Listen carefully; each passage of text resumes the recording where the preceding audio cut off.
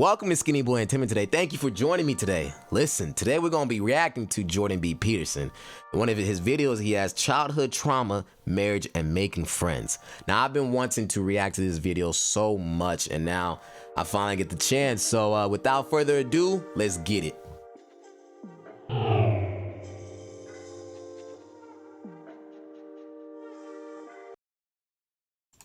I've rarely sat down across from somebody and had them be able to articulate, what do you actually want? Well, they cannot answer that question, and they fill it with addictions, they fill it with hobbies, they fill it with dopamine chase, they fill it with so much stuff, and nobody can answer that question. What do you want? It's, what do I don't want? And why am I feeling just uncomfortable? It's because of them, it's because of him, it's because of her.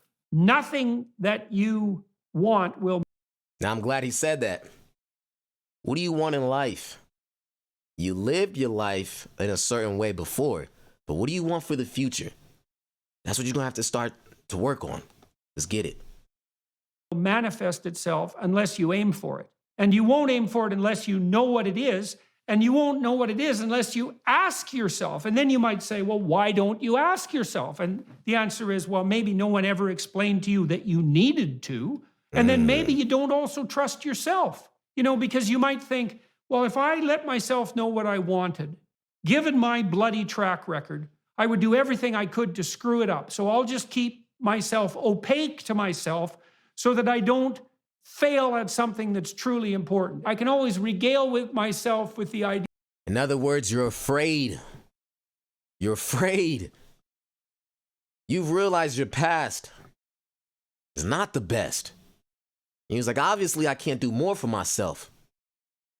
You gotta keep moving forward. So what do you want in life? What do you know what it is to live in the past. So stop living in the past and live in the future. That's what he's saying. Move on. Let's go. Let's go. Come on, Jordan. Idea that, well, I didn't succeed, but I didn't really try. Had I really tried, I might have succeeded. Whereas if you let yourself know what you want and then you try, you also set the preconditions for failure. You are afraid to fail. You're afraid to fail, so you don't try your best. Man, this video hasn't even started yet and already. Come on. Why is this man like this? If y'all don't know Jordan Peterson, he's the GOAT. He's the GOAT.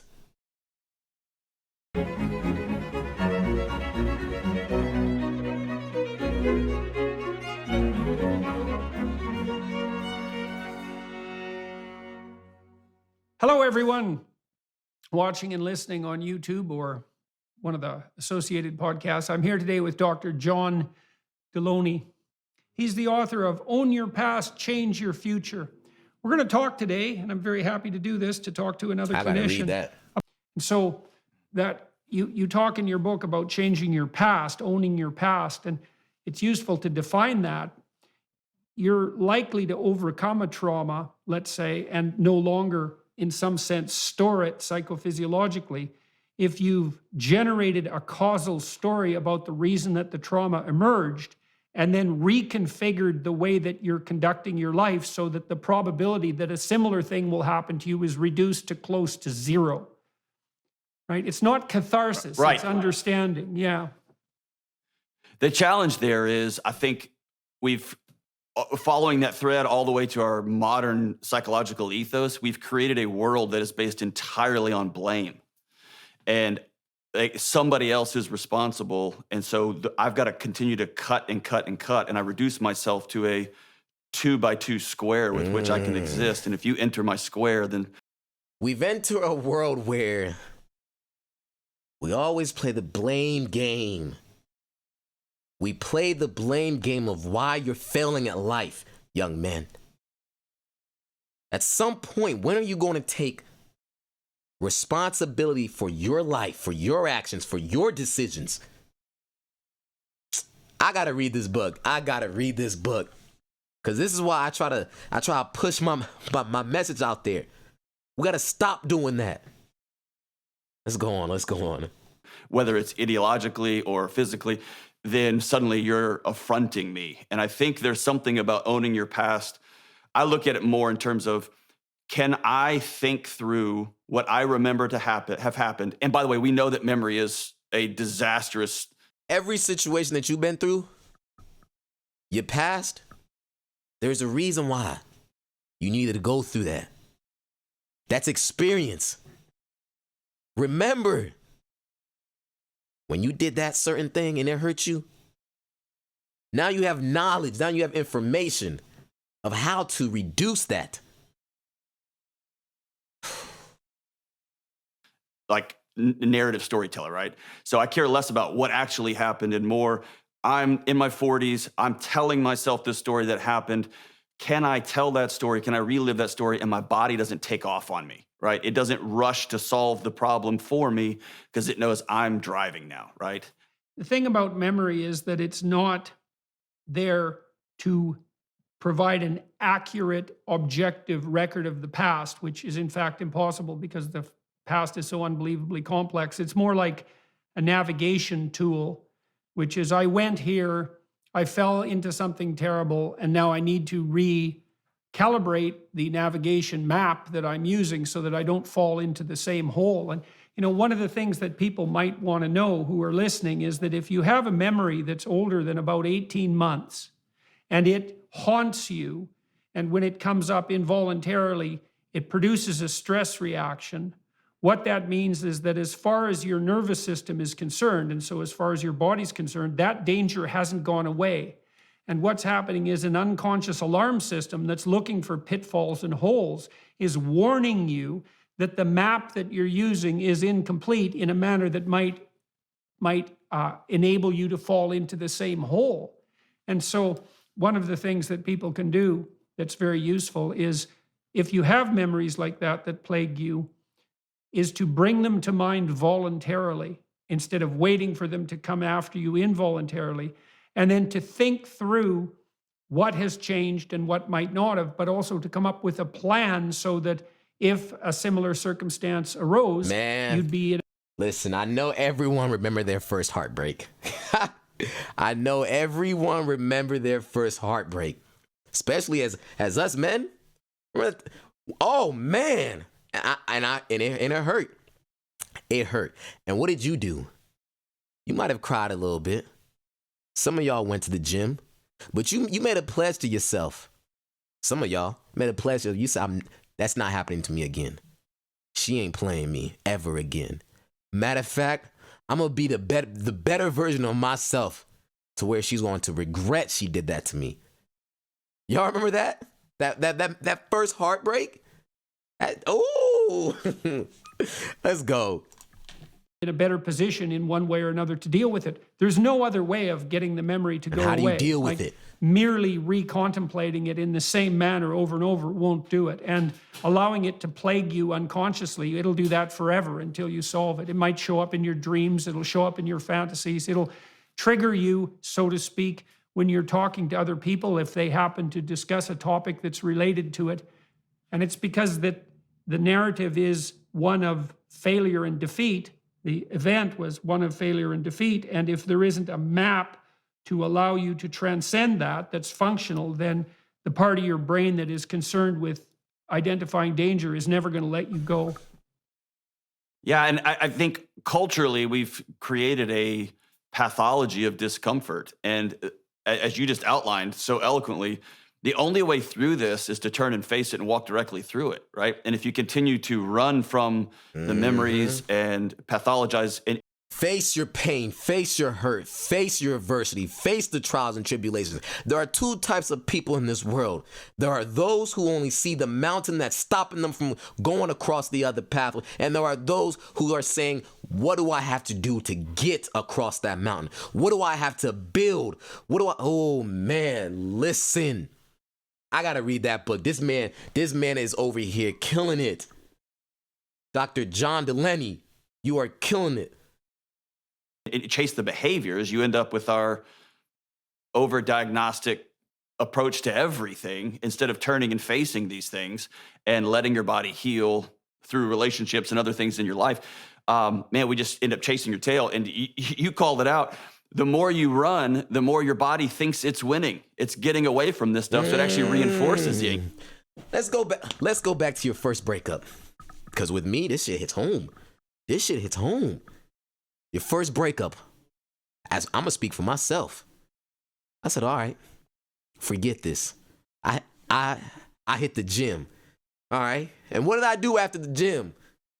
I was smashing so many girls because I was trying to run away from that pain, run away from that hurt. This man, oh man, you try to run away from the source of your pain and realizing it's not doing nothing.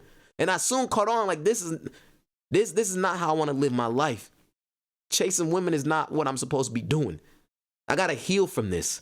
I gotta move on. I gotta focus on myself. And that's what a lot of young brothers do. What do? We run away from the hurt. We run away from the pain. We mask it into something else. But when you're alone in that bed, that pain comes right back because we don't know how to deal with that situation.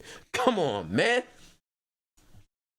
Anxiety, it reinforces some of these like psychological ailments the further you run from it. The only healing is through it. And in the culture we've created for ourselves says that uncomfortable discomfort is bad and it's to be avoided at all costs. It's the only path to healing. Big government continues to spend borrowed money. It's the only path to healing. Don't run away from your issues. Don't run away from your problems. Don't run away from them. It's the only way, by facing them, to healing. Come on. Signal that the story you're acting out is that the thing you're running from is bigger than you and that you have to hide. And that's just a recipe for anxiety.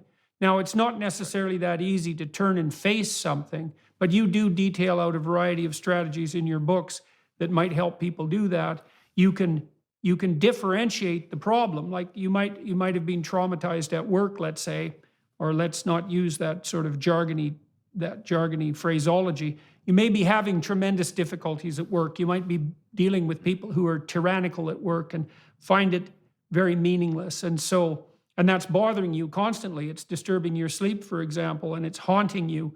And you tend to try to push it out of your mind when the thoughts come. And partly that's because the thought of getting a new job is so daunting that you can't face it. And one of the ways of recalibrating that is to break down the problem into small and manageable steps. And so, for example, one of the things that you can do if you might have to consider getting a new job because you're unhappy and miserable at work is open up your resume or your CV and look at it. Right? Yeah, so you might not be able to... Yeah. Every job interview, I was afraid of even starting my resume because I was always thinking in the back of my mind, maybe I'm not qualified. And there's because I was looking at the big picture. I was so afraid of talking to these companies, these people who know much more than me, who are smarter, who are experts in their field. I was afraid that they was going to ask me a question I didn't know the answer to, right? But you know what I did?